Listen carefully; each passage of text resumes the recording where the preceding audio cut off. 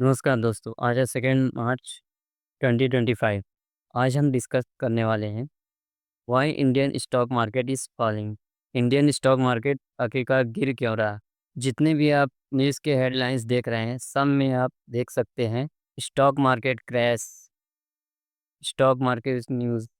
जितने भी आप न्यूज़ देखेंगे, why Nifty are falling, 5 reason why market is falling today. Nifty slides to 9 month low. तो पिछले 9 मंथ से जो भी निफ्टी है और सेंसेक्स है जो लगातार गिरते आ रहे हैं, उसकी सबसे मेन कारण और वजह क्या रही हैं, आज हम इस वीडियो में डिस्कस करने वाले हैं। तो चलिए वीडियो को शुरू करते हैं और एक एक पॉइंट को डिस्कस करते हैं। फर्स्ट एंड मोस्ट इम्पॉर्टेंट जो इसमें पॉइंट आता है, निफ्टी का वैल्यूएशन। वैल्यूएशन जो है निफ्टी का हाई हो चुका है, क्योंकि जब से कोविड लो हुआ है 8000 के लेवल से, तब से लगातार मार्केट कंसिस्टेंस में ऊपर ही गया है और इसका जो टॉप बना है अराउंड 25,700 समथिंग। इस लेवल में 22-23 में कंसोलिडेशन चल रहा था, बाकी लगातार मार्केट ने ऊपर ही गया है। देखिए, कोविड लो से मार्केट जो है डबल हो चुका है, 2 गुना 3 गुना हो चुका है। तो वैल्यूएशन हाई हो गया था तो गिरना लाजमी था। चलिए second most important point discuss करते हैं, एफपीआई, फॉरेन पोर्टफोलियो इन्वेस्टर। देखिए, फाइनेंशियल ईयर 2024 टू 2025 में इन्होंने -1,23,000 की सेलिंग की है, सिर्फ यही साल में। जितना भी आप ईयर डिस्कस कर सकते हैं यहाँ, तो देखिए ये जो ऑफिशियल वेबसाइट है एनएसडीएल की, इसमें आप जाके चेक कर सकते हैं ईयर ऑन ईयर बेसिस में एफआईआईस ने इस ईयर में सेलिंग की है और किस ईयर में बाइंग की है। उसी के हिसाब से आपको मार्केट का डायरेक्शन हर ईयर का दिखता है। देखिए जैसे 2024 टू 25 में इन्होंने मैसिव सेलिंग की है। इसके कारण ही जो इंडेक्स है नीचे की तरफ आ रहा है, क्योंकि उन्होंने पिछले 5 सालों में बहुत ही पैसा कमाया है, तो उनको प्रॉफिट बुकिंग करनी अनिवार्य थी। अच्छे वैल्यूएशन में दूसरे कंट्रीज़ के स्टॉक मार्केट अवेलेबल हैं, तो उनको इन्वेस्टमेंट अपॉर्चुनिटी बेटर लग रही थी करंट सिनेरियो के अंदर, इसीलिए इन्होंने विथड्रॉ किया है मनी। बेसिकली दूसरे कंट्रीज़ के जो स्टॉक मार्केट थे, जैसे चाइना हो गया, यूएस हो गया, तो उनको वैल्यूएशन अच्छी मिली है। इसीलिए उन्होंने पैसे को अपना निकाल कर इंडियन मार्केट से मूव किया है दूसरे कंट्री में।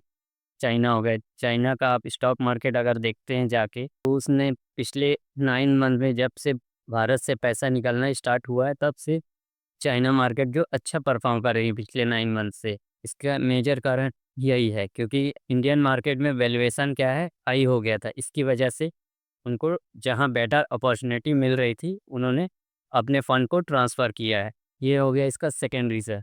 थर्ड में आते हैं, India what are the GDP growth. जो इसका जीडीपी ग्रोथ हो रहा है पिछले 4 साल से सबसे निचले स्तर में है इंडिया की GDP growth. Compare to previous quarter, इस क्वार्टर का जो जीडीपी है थोड़ा बढ़ा है 5.6 से 6.2 में, लेकिन वो ईयर ऑन ईयर बेसिस पे आप देखते हैं तो कंसिस्टेंसी में सबसे निचले स्तर में है इंडिया की जीडीपी। कारण ये रहा, इसके वजह से हाई इन्फ्लेशन हो गया। तो बेटर परफॉर्मेंस अगर नहीं आता है, लोग कंज्यूम नहीं करते हैं, लोगों की जॉब नहीं लगती है, तो स्टॉक मार्केट को गिरना अनिवार्य था। क्योंकि जब जॉब नहीं रहेगी, इनकम नहीं होगी, तो लोग खर्च कैसे करेंगे। तो ये एक रीज़न है। सेकंड में आप आते हैं तो इंटरेस्ट रेट जो हो गया, इन्फ्लेशन हो गया। High inflation reduces consumer spending power. इसका हाई इन्फ्लेशन रहता है, जो महंगाई रहती है, लोगों को खर्च करने में कमी दिलाती है, क्योंकि वो अपने basic item like FMCG, automobile, इसमें ही खर्च कर पाते हैं। जो एडिशनली दूसरे सेक्टर हो जाते हैं, उसमें खर्च नहीं हो पाता। तो इसलिए ये भी एक कारण हो गया।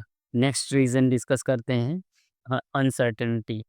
जब से यूएस में प्रेसिडेंट डोनाल्ड ट्रंप ने जीता है, तो लगातार उन्होंने हर एक कंट्री में टैरिफ इंक्रीज़ करते जा रहे हैं।